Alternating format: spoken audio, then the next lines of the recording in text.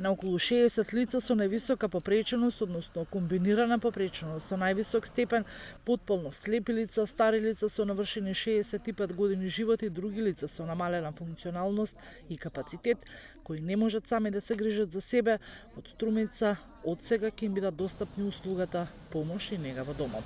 Мојата мисија е хуманоста. Желна да помагам. Оваа професија беше голем предизвик за мене. Желбата ја реализирав токму овде, во отворено срце. Обуката ја завршив во Црвениот крст, каде се стекнав со теоретско и практично знаење за сервисирање на услугата помош и нега на стари и изнемоштени лица, со кој верувате дека е големо задоволство да се работи, да се има слух за нивните потреби, да им се дарува љубов, грижа, достојна почит. Сето тоа тие го сетуваат и го возвраќаат со љубов. Услугата ќе обезбедуваат лиценцирани негователи кои поминаа низ серија стручни обуки. Тие секојдневно ќе им помагаат новија лица во извршувањето на дневните активности, почнувајќи од лична хигиена, хранење, мобилност во домот, облекување до поддршка при чистење, перење, готвење, набавка на намирници, помош за медицинска терапија и друго.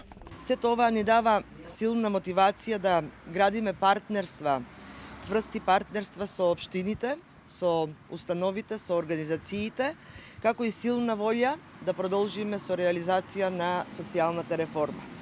Проектот за подобрување на социјалните услуги е еден од инструментите за спроведување на социјалните реформи.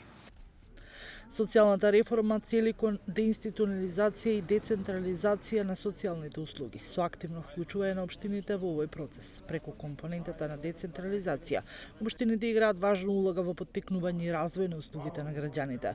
Во овој аспект се осврна и градоначалникот на општина Струмица, Костадин Костадинов, кој изрази особено задоволство што услугата е достапна сега и во општина Струмица. Трипартитниот договор помеѓу општината, Министерството и социјалната установа е всушност плод на таквата симбиоза. Очекувам дека во иднина и убеден сум, уште многу такви проекти, уште многу такви принципи на работа ќе се случуваат во општина Струмица, имајќи во предвид силната соработка на општината со Министерството за труд и социјална политика. И на крајот на денот едно нешто е најважно. Срекни граѓани, силна општина и силна држава. Токму тоа денеска го правиме и во општина Струмица.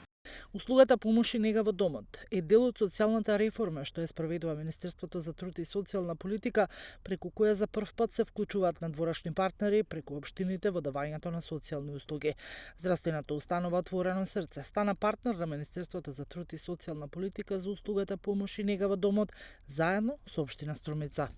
За секој оној кој не е во можност да се грижи и функционира самостојно, но не сака да биде сместен во институција, туку сака грижата да ја добива во удобноста на својот дом. Основната цел на Центарот за помош и нега на стари лица е да се подобри пристапноста и квалитетот на силни социјални услуги, помош и нега на стари лица во домот, 80 часа за корисник, што ќе им се понуди на 60 стари лица со навршени 65 години живот. Во рамките на проектот за подобрување на социјалните услуги, што го спроведува Министерството за труд и социјална политика, за сега поддржани се вкупно 22 проекти во 27 општини.